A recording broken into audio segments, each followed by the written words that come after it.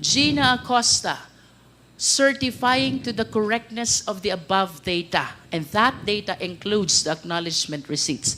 How did you certify correct the 700 plus acknowledgement receipts which bear unreadable signatures and does not bear the printed name of the recipients?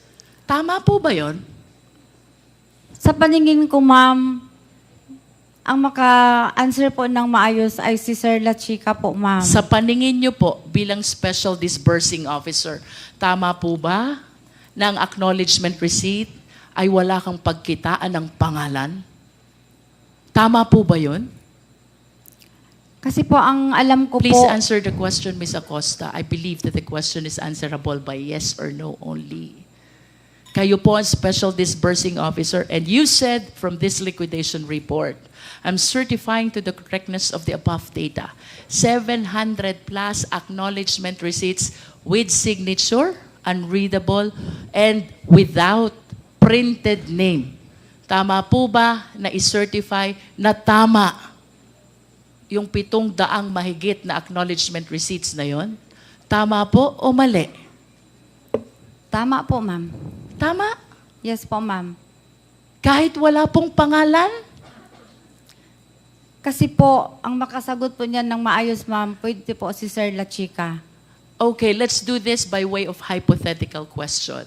Kayo po ang accountable disbursing officer. Ibig sabihin, kayo po ang may pananagutan sakaling mawala, may mangyaring hindi tama, dito po sa 125 million.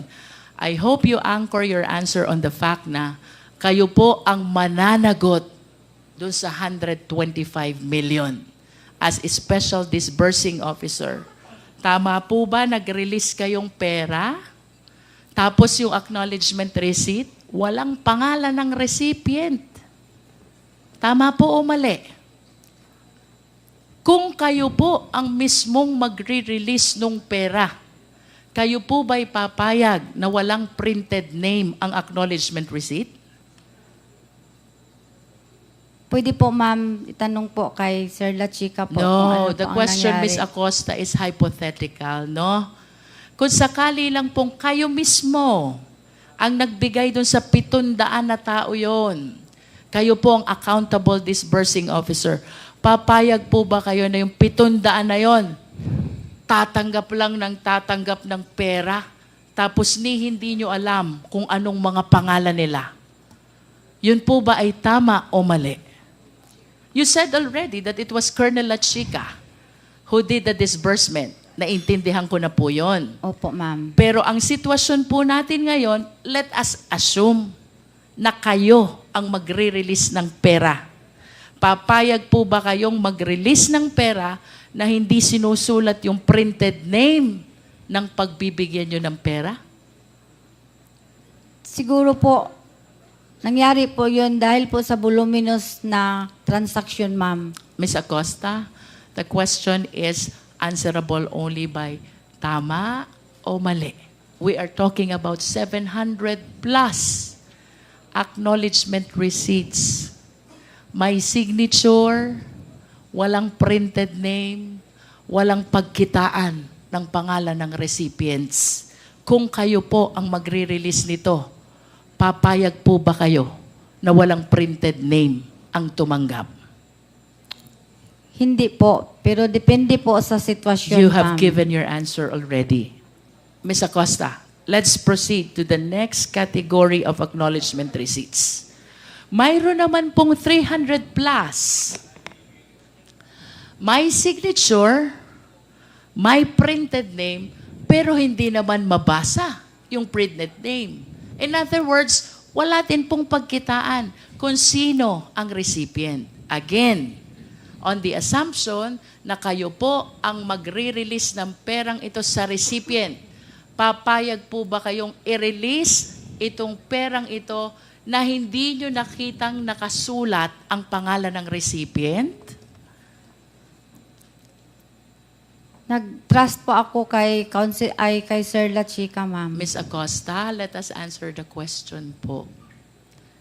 I understand na ang sabi niyo po si Colonel La Chica ang nag-release. Yes po. on the assumption only, kunyari lang po kayo ang magre-release. Andyan yung recipient. 300 mahigit po to. Papayag po ba kayo na hindi nyo mabasa ang mga tunay na pangalan ng pinagbibigyan nyo ng pera? Kung ako po ang nagbigay, hindi po ako papayag. Hindi kayo papayag. Now, let us go to the acknowledgement receipt with the recipient whose name is Mary Grace Piatos. Do we still have that slide, Secretariat? Can we please share it? I wish to believe na nakita nyo na po ito during the previous hearings. Again, hypothetical question ulit. Kung kayo po ba ang magre-release ng pera to a name, Mary Grace Piatos, kayo po ba ay papayag? Papayag po ako, ma'am. Meron naman pong Piatos na apelyido. Do you know Mary Grace Piatos? Do you know Mary Grace Piatos? Wala po. Hindi ko po siya kilala, ma'am. But you said na papayag kayo kasi may apelidong Piatos. Saan ho ba kayo nakakita ng apelidong Piatos?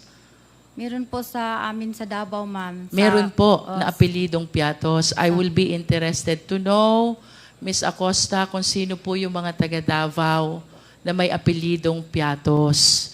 But do you honestly believe na meron pong Mary Grace Piatos? Yes, ma'am. Sa Davao po meron. Meron. Opo. Bakit po kaya hindi siya lumulutang? I am reminded by the pledge of, I believe, the Young Guns who contributed money to raise 1 million, asking Mary Grace Piatos to come out to the open. Bakit po kaya walang lumulutang? If indeed mayroong Mary Grace Piatos sa Davao. Kasi po, nagbibis lang po ako sa binigay po ni Sir La Chica na mga binalik Ms. niya Acosta, sa akin. kindly answer the question po.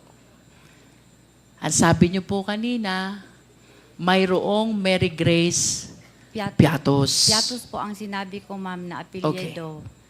Nonetheless, kayo po ba'y naniniwalang mayroong Mary Grace Piatos?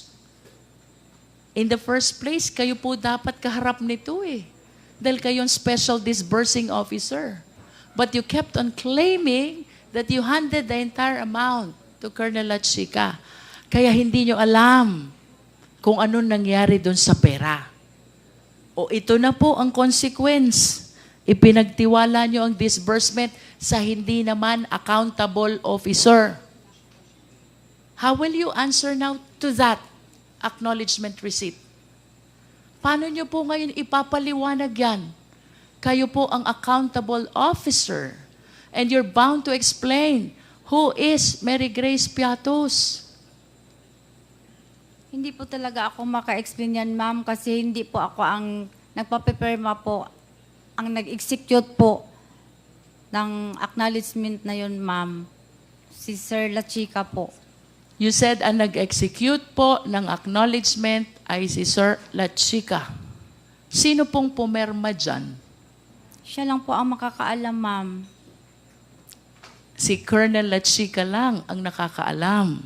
Yes po, kasi siya po ang nag-execute ng acknowledgement receipt po. Miss Acosta, ako po'y gusto ko pong maawa sa inyo kasi while you entrusted the entire amount of 125 million to Colonel La Chica, who is not an accountable officer at all, I hope you realize, kayo po ang mananagot sa buong 125 million.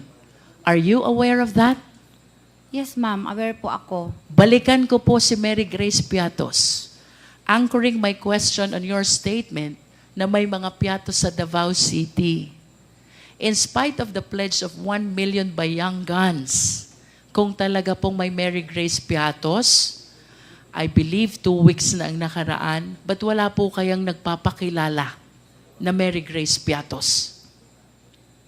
Piatos lang po ang sinabi ko, ma'am. Ano po po ako yun? Piatos lang po na apelyido ang sinabi Yes. ko. But you said that there are piatoses in Davao City.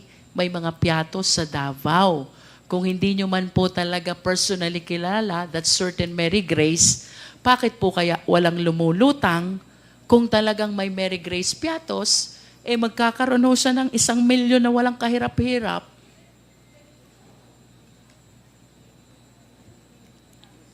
Would you agree with me if I would say? The reason kung bakit walang lumulutang ay dahil wala naman talagang Mary Grace piatos. Tama po ba? Di po ako maka-say ng yes or no, ma'am, kasi si Sir La Chica po ang nag-execute po, ang nagpapapirma po No. ng acknowledgement Ms. receipt. Acosta, I'm not asking you about the personality of Mary Grace Piatos. This is a hypothetical question again. Having stated na may mga piatos sa Davao and considering na nag-pledge ng Young Guns ng 1 million, tatanggapin ni Mary Grace Piatos. The only condition is magpakilala siya. Ako si Mary Grace Piatos. Tama po bang sabihin na kaya walang lumulutang na Mary Grace Piatos ay dahil ang totoo, wala naman talagang Mary Grace Piatos? Tama po o mali? Yun po ang answer Tama ko, po ma'am. o mali, Miss Acosta? Siguro, tama po yun, ma'am. Okay.